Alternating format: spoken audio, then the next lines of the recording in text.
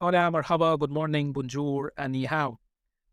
This is Mohamed Aboshanab, and you can always call me Mo. Thank you so much for getting back to the podcast. We have a very interesting guest with here today. He have been living in Hong Kong for a long time enough, so he can be an expert in anything related to not just Hong Kong, but he's an expert in generally Asia and even other jurisdictions like American Samoa. Can you introduce yourself, Steve, and how we can help our listeners and viewers today? Absolutely. Yeah, thank you for having me. I'm Steve Peters, and I have a company called Base Consulting, and we focus on helping founders as an extension of their company with supply chain management, um, setting up companies in Hong Kong as well as American Samoa, and a wide variety of business consulting services to basically help founders succeed and actually execute on these ideas, because we know that ideas are super cheap, but execution is what makes all the difference. So what we try to do is make sure that things get done. So that's me. I'm based in Hong Kong. I've been here about 13 years in the area. I was 5 years in Shenzhen, China, where most of the electronics are built, like Foxconn, making Apple products and all that kind of stuff. And then I've been here in Hong Kong for about 8 years. So, I know a little bit, but not everything. um, still, Okay, that's brilliant. So let's get back to the main question. It's why why Hong Kong was your main destination during the last 10 years, and why you continue doing business or live in Hong Kong? yeah, so I actually first came here about 13 years ago, pursuing a job opportunity I had in the electronics industry. And then I stuck around because my wife is from here. But for a lot of other reasons too. Hong Kong is a beautiful place. It has beautiful beaches, hiking trails. It's got the best shopping in the world that I think. Great food, and it's just a very safe place to live. So, I love it.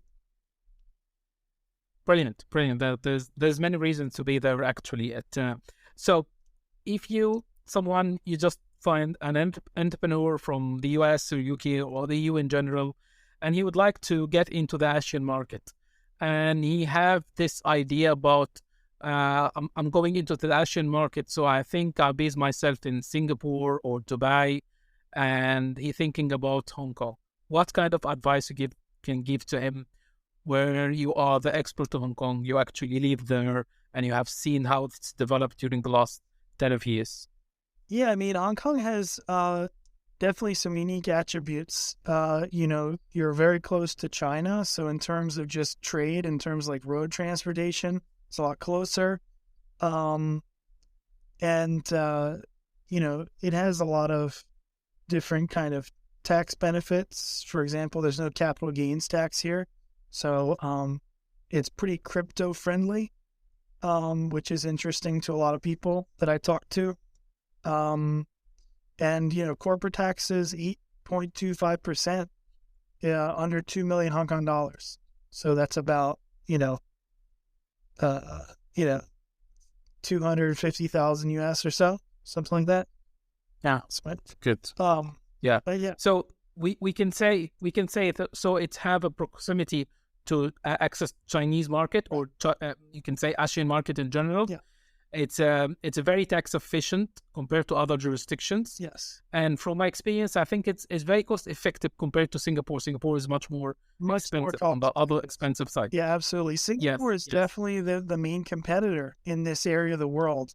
And a lot more Chinese factories are opening up Singapore bank accounts and businesses there, uh, because of there's definitely been some social issues in Hong Kong. I'm sure, as you know, over the past couple of Yeah, yeah. years, Yes. which has affected that. But still, Hong Kong still is, I would say, number one for doing business in China. If you're an entrepreneur and you want to set up a tax efficient place for your company, it's definitely still number one.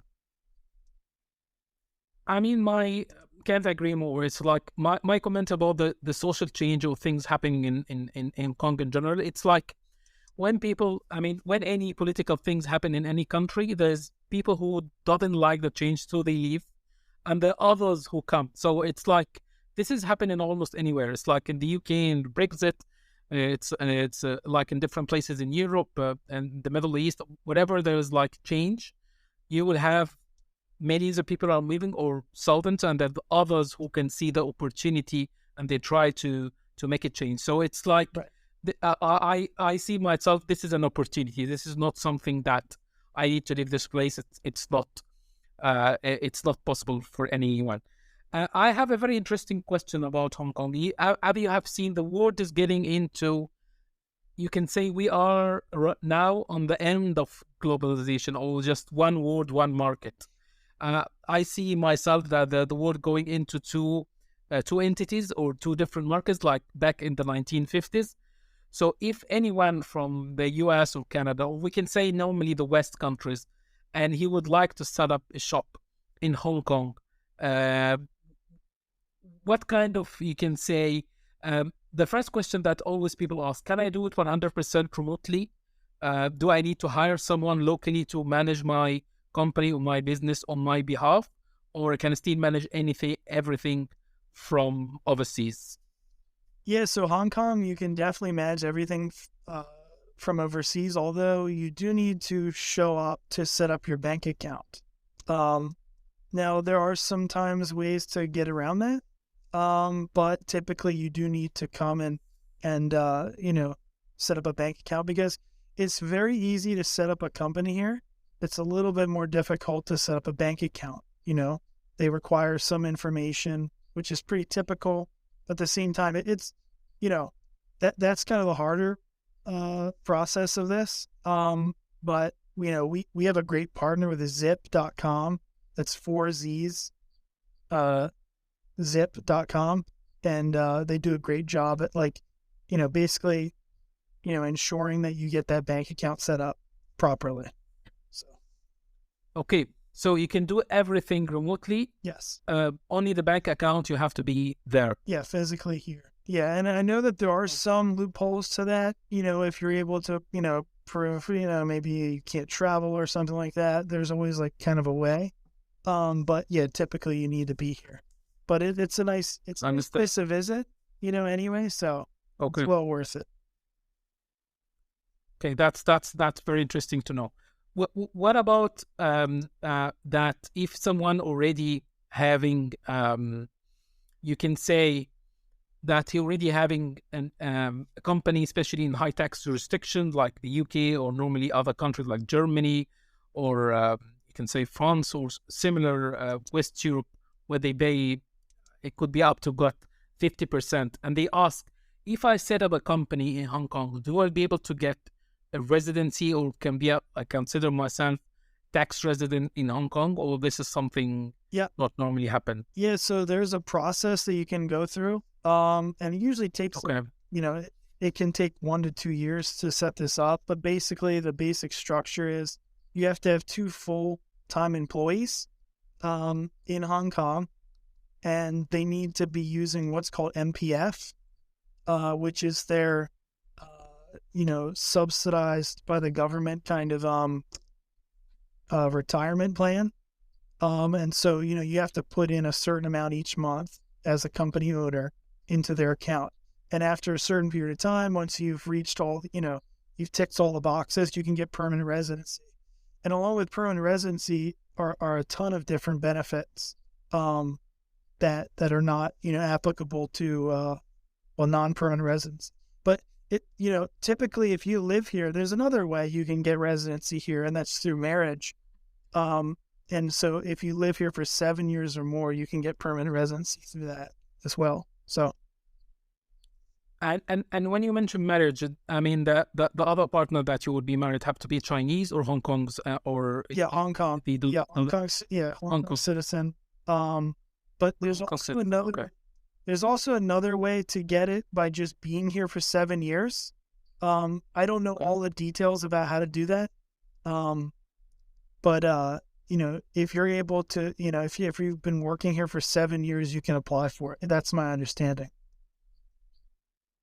Okay. Yeah. So there's different ways you can set up yourself in Hong Kong, whatever you are just opening the company and then you hire someone, or you have the option to marry someone else, or you're staying for at least a couple of years and then you can get even the permit resident.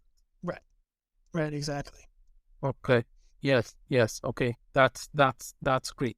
And okay, that's do you have anything else to add about anyone who would like to move or consider Hong Kong as preferred jurisdiction to operate a business?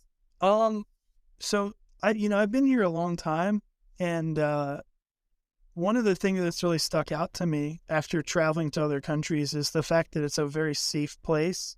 You can walk around here at night, anybody could, and you don't fear any crime on you. I mean, there's really the only crime that happens is like maybe somebody's wallet gets stolen, but it's very rare, even that. There just really isn't a lot of crime. And so like if you wanted to say raise a family here, or you wanted to be a digital nomad kind of setup, there's a lot of really nice islands that you could live on.